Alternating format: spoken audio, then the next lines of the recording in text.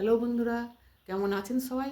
আশা করি খুব ভালো আছে। এই যে চিংড়ি মাছ নিয়ে এসেছে, এই দেখুন এই চিংড়ি মাছগুলোর আজকে একটা রেসিপি করব। তো কি রেসিপি করব সেটা আমি দেখাচ্ছি এখনই। তো এখন আমি মাছগুলোকে ভালো করে ওই মাথার লেজ কেটে খোসা ছাড়িয়ে ভালো করে ধুয়ে নুন হলুদ মাখিয়ে আর রেখে দিয়েছিলাম। তো এইবার এটা রান্না করব। তো আজকে আমি রান্না করব আম চিংড়ি। তো কিভাবে রান্না করবো ওটা দেখুন। অবশ্যই আপনাদের এই রান্নাটা ভালো লাগবে। তো আসুন রান্নাটা করা যাক। আমি কড়াই তেল দিয়ে দিয়েছি। তো এই মাছগুলো এবার ভেজে নেব।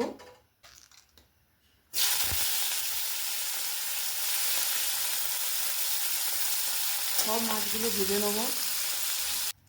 এই যে মাছগুলো সব ভেজে তুলে নিয়েছি। এবার ওই তেলের মধ্যে একটু শুকনো লঙ্কা আর সর্ষে ফোড়ন দিয়ে দেবো।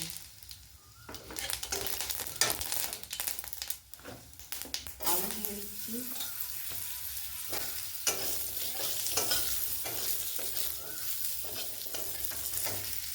আলুর সাথে ক্যাপসিকাম,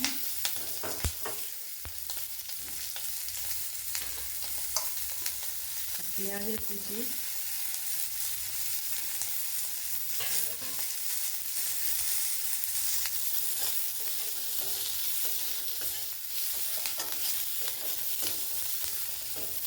ভেজে নেবো একটু আলুটা।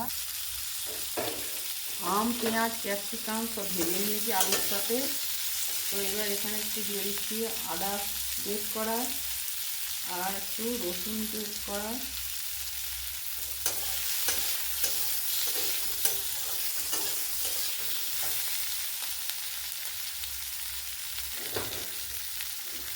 এবার এই যে আম এই যে লম্বা করে কেটে নিয়েছি, একটা আমের শাঁসটা নিয়েছি, আমটাও দিয়ে দিলাম। এতে লবণ দিয়ে দিয়েছি বন্ধুরা, ওটা দেখানো হয়নি।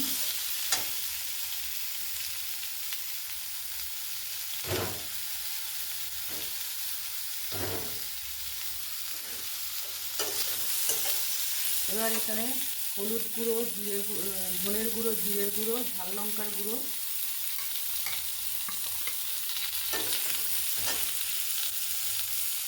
একটু মশলার জল দিচ্ছি।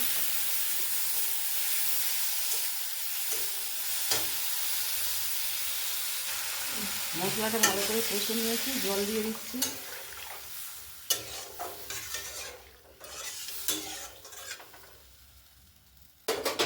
আলুটা একটু সেদ্ধ হবে।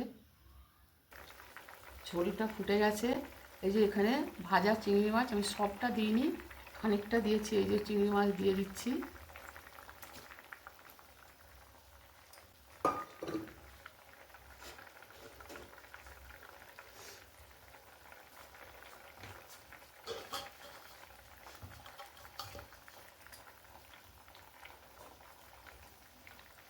লবণ দিয়েছি, আরও একটু লবণ দিয়ে দিলাম।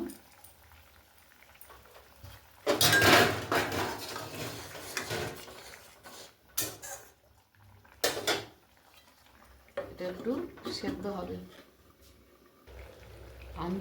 চিংড়ির তরকারি রেডি বন্ধুরা। আর একটু আম আম তো টক জিনিস, একটু মিষ্টি দিয়ে দেবো, অল্প একটু মিষ্টি। আমটা খুব একটা টক নয়, মিষ্টি মিষ্টি, তো ওই জন্য অল্প একটু দিয়ে দিলাম। তৈরি হয়ে গেল আমার আম চিংড়ি, রেডি হয়ে গেল বন্ধুরা। এই দেখুন কেমন লাগলো অবশ্যই জানাবেন। ভালো লাগলে লাইক শেয়ার কমেন্ট করবেন।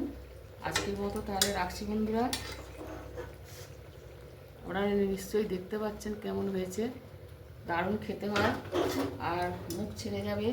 আমার তো শরীর খারাপ, আমার তো আজকে এটা খুবই ভালো লাগবে। তো তাছাড়াও এমনিতেও এই তরকারিটা দারুণ ভালো লাগে, আম দিয়ে চিংড়ি, আলু আছে সাথে। তো আপনারা অবশ্যই একবার এভাবে করে খাবেন। তো আজকের মতো রাখলাম। জয় গুরু, জয় মাতারা।